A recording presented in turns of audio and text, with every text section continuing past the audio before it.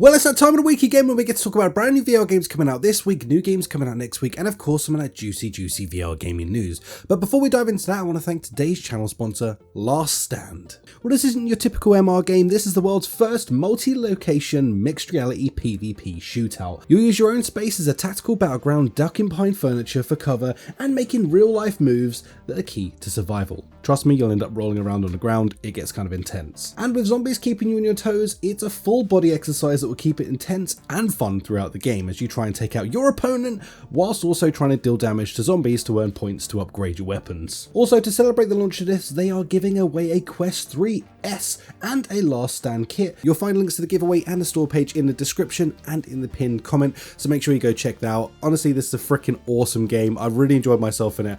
You'll end up diving around your room, and I very much ended up doing that myself. So go check that one out if you're interested. Massive thank you to Last Stand for sponsoring today's video. And now let's dive into our new VR games this week.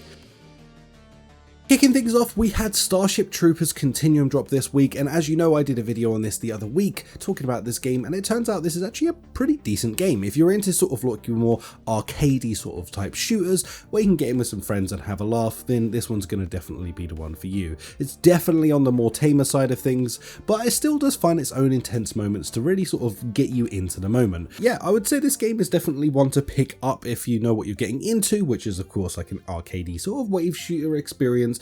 There's going to have quite a bit of longevity and a ton of different weapons to unlock as you go through it. Next up, Dig VR made its way to the Quest store as well, and this is a brand new sort of simulator type game where you're going to be able to get in and, well, use a digger. It's got a ton of different attachments, a bunch of different fun things you can get up to in this, so if you're into your sim type games, I feel like this one's going to be good for you, or if you've ever just wondered what it would be like to drive a digger, then now you know, because you'll be able to play it in virtual reality. Next up, we had Exocars finally make its way out. Now this hasn't come to the PSVR 2 yet because there was delays on that, but it's come to PC and it has come to Quest. Now I have actually dove into this and given it a little blast myself. While I feel like the single player mode in this is a little underwhelming as you're racing against ghosts the entire time, the multiplayer does have its fun spots. So this is one sort of, I guess, firmly in the middle. I don't love nor do I hate this game. I feel like it's actually pretty decent for what it is on the surface.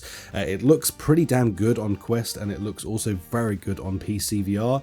It's just I don't know what the longevity is. Outside of the couple of hours I put into this game, I can't see myself repeatedly going back for more when it comes to this game. VR gaming news.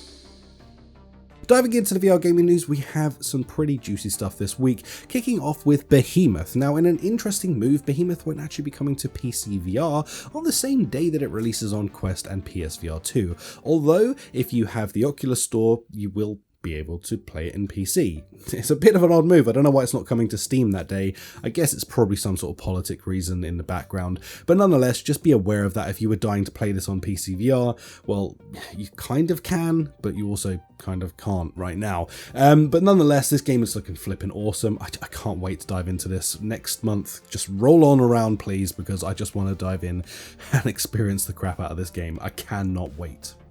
Next up, The Light Brigade, one of my all-time favourite roguelites, just got a brand new update, and in this update it brings the Saboteur with a brand new map that's going to be procedural within the game as well as this brand new revolver, which is pretty badass. You can like kick the freaking trigger, you know, like where you hit it with your hand and go pow, pow, pow, pow, pow, like some freaking old cowboy.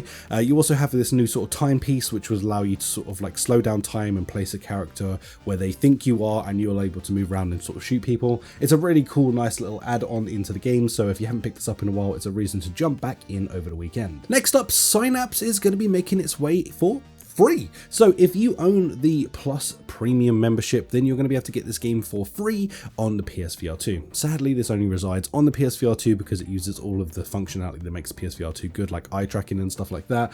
But this is a really dope game, not a very long-lived game. You're going to spend a good few hours in there at best, but for free, I definitely reckon this is pretty cool, and it is one of the more sort of genuinely cool experiences you can have on a PSVR 2 because it gives you these sort of telekinesis powers, and it just feels incredible. So high recommend if you have Plus Premium. Next up, in a surprise drop, we're getting Boxing Underdogs drop this month. Now, this was previously called VRSO, so you might be familiar with that sort of bare knuckle boxing that we saw a lot of, I guess, earlier this year. A lot of people were talking about it, but now it's been rebranded into Boxing Underdogs, and well, it looks pretty damn good. I'm looking forward to this. It's coming out on Quest, PSVR 2 and PC VR, and it looks kind of brutal where you're going to actually be able to sort of, you know, draw blood within this, and it looks like kind of a bit more hardcore version of something like Creed Rise to Glory. I'm really interested to try this out for myself. Hopefully it's good and it doesn't have that too much of sort of like an indie feel to it.